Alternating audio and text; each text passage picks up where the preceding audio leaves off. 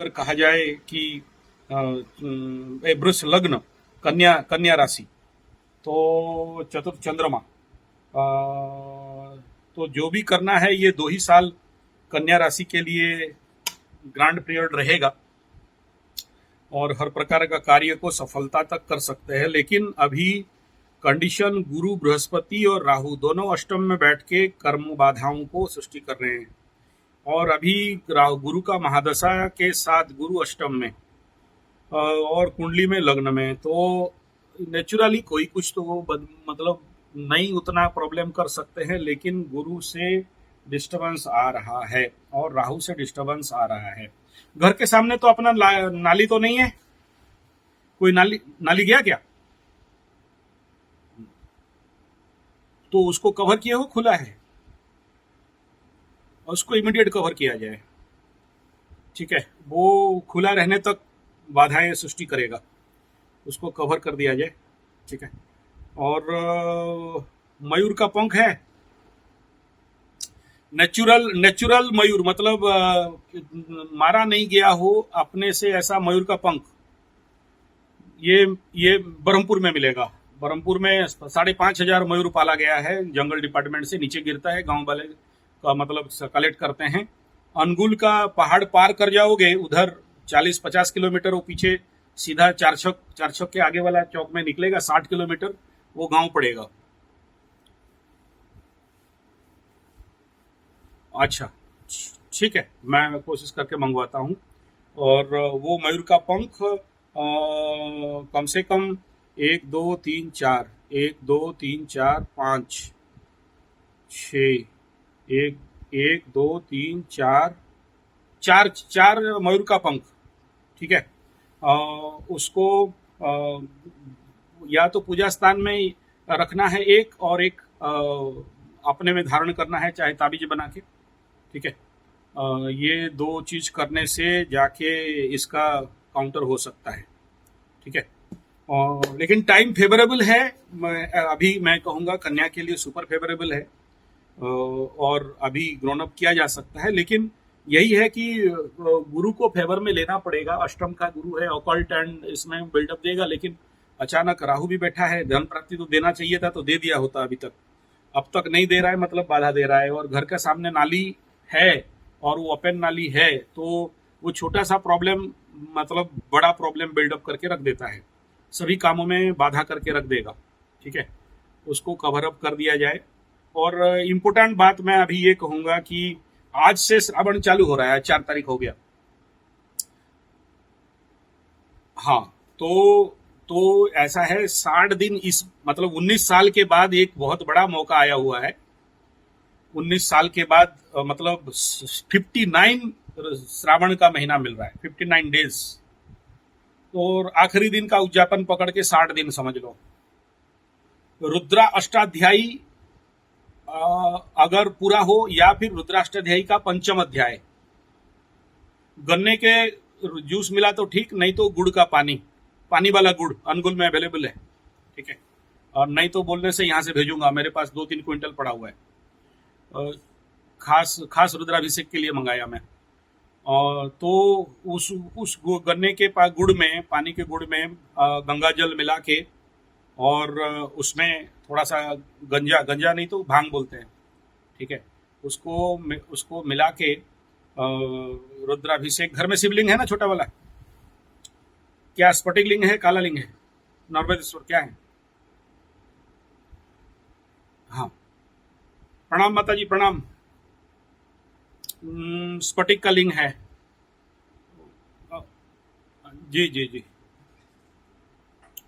तो हाँ, ये इसमें 60 दिन का पूरा, या तो रुद्राष्टाध्यायी का 5म अध्याय से, या फिर पूरे रुद्राष्टाध्यायी से। ठीक है, घर में खुद किया जा सकता है, कोई पंडित का आवश्यकता नहीं है। आखिरी दिन में पंडित को दान दक्षिणा करवा देना। ठीक है, जो आखिरी श्रावण का महीना पड़ेगा वो दिन में उद्यापन कर देना है, 60 दिन का। करीब 18 मिनट लगता है 5म अध्याय, और पूरा करने से 45 मिनट से लेके 60 मिनट तक का टाइम लगता है। ठीक है, अगर ये रेगुलर किया जाए, मैं भी कर रहा हूँ, और तो इस प्रकार के जो भी समस्याएं हैं, स्पेशली देखो अष्टम का राहु बाधा बाधा सृष्टि कर रहा है, लग्न में कुंडली में ये चतुर्थ का राहु है, तो नेचुरली बाधा सृष्टि कर रहा है और घर का नाली के लिए भी एक कारण बन सकता है। तो मोर का पंख का स्थापना करना, धारण करना, और ये 60 दिन में 60 अभिषेक करवा दो। फिर बताना कि कन्या राशि वालों का छठा शनि और अष्टम का राहु कैसे बम्बमा के रिजल्ट देते हैं। ठीक है, एकदम परफेक्ट रिजल्ट आ जाएगा, ये सारे बाधा विघ्न दूर हो जाएंगे। और ये 60 दिन में अगर पॉसिबल हो रहा है तो शिव पंचाक्षरी का 1,25,000 का जाप, ठीक है, और उसका दशमांश हवन पॉसिबल है तो, अगर बड़ा रिजल्ट चाहते हो, क्योंकि बड़ा टारगेट है तो बड़ा अनुष्ठान करना पड़ेगा, छोटा होने से छोटा अनुष्ठान भी चल जाता जी।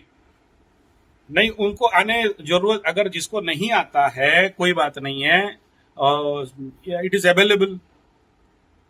हाँ, अष्टक में काम नहीं देता है, अष्टक का हो या शिव का कोई भी चीज, वो अलग अलग प्रयोग में आता है। अभिषेकम में क्या होता है मैं बता रहा हूं। रुद्राभिषेकम में ये जो अष्टाध्यायी शिव रुद्र अष्टाध्यायी और उसका पंचम अध्याय, ये दो चीज इतना इंपॉर्टेंट माने रखता है कि जितने, देखो कोई भी काम हमारा बाधा क्यों होता है, कह रहा हूं, इनके पकड़ लो जिसको नहीं आता है, ठीक है ना, तो उसमें मतलब it is the least and last condition क्या है कि रुद्राष्टाध्यायी को आप ऑन साउंड मतलब बजा दो आप थोड़ा सा कैसेट में, ठीक है, और साथ में जितना हो सके सामने रख के जितना पढ़ा जा सकता है उतना पढ़ने से भी काफी है, ठीक है ना, क्योंकि उसमें जो शब्द हैं वो सारे जितने सारे बाधाओं को काटने का दम रखता है। ग्रह बाधाओं को, जो चीज हम चाहते हैं मनोभिष्ट परिपूर्ण नहीं हो पाता है, वो परिपूर्ण करने का दम किसी में अगर है तो वो रुद्राष्टाध्यायी में ही है और किसी में नहीं है। पर्टिकुलरली जो लोग राहु एफेक्टेड व्यक्ति होते हैं उनके लिए, ठीक है, तो दूसरा किसी में वो दम नहीं है ऐसे बाधाओं को काटने के लिए। लगाना नहीं है, लगा के गोमुखी में लिंग के ऊपर पूरा डालना है जल, ठीक है, और जल निकल, कह रहा हूं तो ये तो बड़ा सरल और सहज विधान है, वो सारा पानी पी लेना है। अगर मैं बता रहा हूं सुन लीजिए, केवल ब्राह्मण को अधिकार नहीं है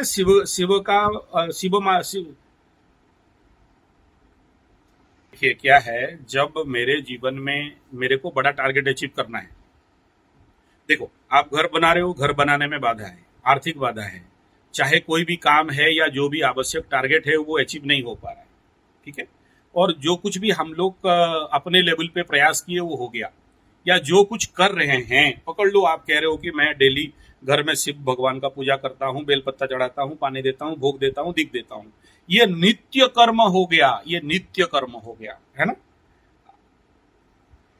इसका तरीका ये सबसे बेस्ट है, अगर ये जो भोलेनाथ के ऊपर अभिषेकम करने के बाद जो पानी मिला, उस पानी में अगर ये जो कवच आप कर रहे हो उसका पार्ट डबल उसमें काम होता है, मतलब हर पार्वती का, शिव पार्वती का दोनों का इफेक्ट रहता है, तो इसमें भी एक अत्यंत उत्तम धन प्राप्ति का योग बनता है। इस प्रकार के जो बाधा विघ्न हैं वो कटते हैं, ठीक है। और में एक अभिषेकम में एक गोमुखी टाइप निकलता है, मतलब एक लंबा सा रहता है जिसमें हम लोग अभिषेक करते हैं, गौ का मुंह और सिंह रहता है, पीतल का भी आता है, तांबे का भी आता है, ठीक है, श्रृंगी, हाँ हाँ, और उसमें वो पानी डाल के उसमें डाल के वो गुड़ का पानी या गन्ना का पानी या खाली पानी या गंगा जल, उसमें आपको अभिषेकम करना है, ठीक है। और ये 60 डेज तो सबसे इंपॉर्टेंट है। हाँ बोलिए। कोई भी चीज को संकल्पित करना पड़ता है जी। देखिए संसार में हमें अगर कुछ वस्तु द्रव्यों का प्राप्ति चाहिए या हमारे कर्म में सफलता चाहिए तो संकल्प करके साथ करना है, सकाम के लिए चाहिए संकल्प। आप ऐसे नहीं कह सकते हो मेरा जितना होगा मैं कर लूंगा, वो फिर नैमित्तिक में चला जाएगा। रुद्र हवन दशमांश कराना ही पड़ता है, वो जरूरी है। हाँ, आम का लकड़ी हो सकता है।